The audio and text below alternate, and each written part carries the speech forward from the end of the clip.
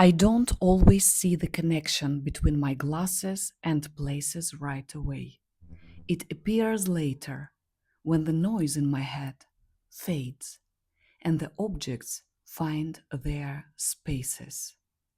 That's when I understand which glasses of my collection I would choose next time I come back. I've just returned from my trip to Central Asia from Uzbekistan.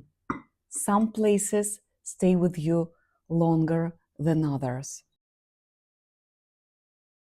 My name is Tatiana, and I'm happy to welcome you to my channel, the Museum of Glasses. My museum is a space where I explore glasses in different ways, sometimes through everyday life and sometimes through culture, people, time, and places. This time, I found the glasses from my collection reflected in the metro stations of Tashkent. I was born in the Soviet Union, and Soviet architecture has always fascinated me. Metro stations, monumental spaces, all of this still feels like home. In post-Soviet countries, I'm interested both in national identity and in the shared Soviet spirit that connects all these places. Let's start with the key symbol of Uzbek national identity, cotton, a symbol of labor, fertility, and abundance. This meaning is reflected in Pakhtakor metro station, and the name itself translates as cotton picker. At Pakhtakor station, you can admire beautiful mosaics depicting cotton blossoms. And at Uzbekistan station, it's impossible not to notice the chandeliers shaped like cotton flowers. And at Yunus Rajabi station, both the chandeliers and the tops of the columns also echo the same cotton motif. This is where I remembered my Prada Poeme sunglasses. Small white flowers run along the frame and the temples. They reminded me of rows of cotton fields, white blossoms against brown soil. The floral style itself feels sculptural, almost brutal. I think it carries that spirit of Soviet design from the 70s while still speaking to Uzbek identity. Just like all Soviet architecture, Soviet in spirit, but always shaped by national identity. And now, from the cotton fields, let's step into a spacecraft. Let's travel for a moment among the stars, because our next station is Kosmonavtlar, the cosmonauts station. The cosmonauts station is not about romance or decoration.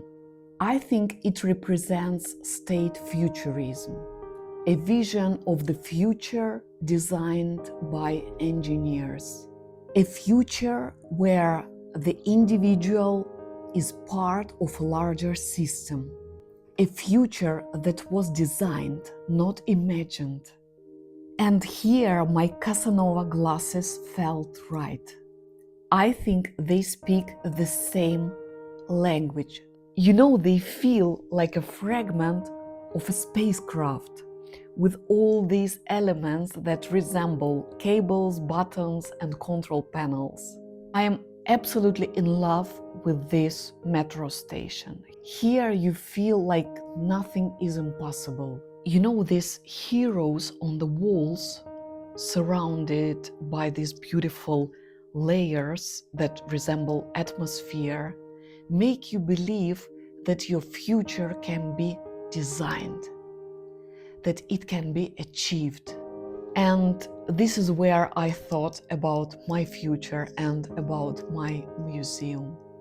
Yes, this station is absolutely fascinating, and you know, there you start to feel like you are really in a different reality and in different space. So interesting and so fascinating. And after cotton fields and spacecrafts, I wanted to return to something familiar, to Russian cultural memory, to language, to literature.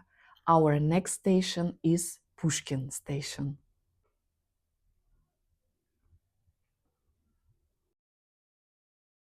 Here I felt drawn to my Dolce and Gabbana sunglasses. Their round shape and ornamental details echo the aesthetics of the 19th century.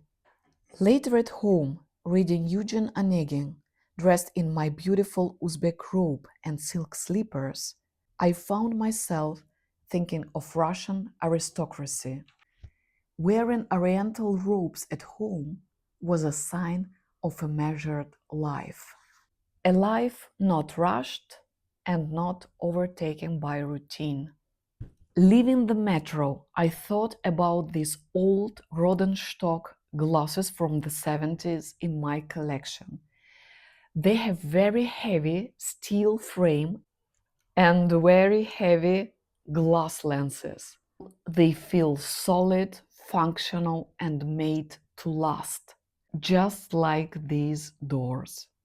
I liked their heaviness and the effort it takes to pass into another space.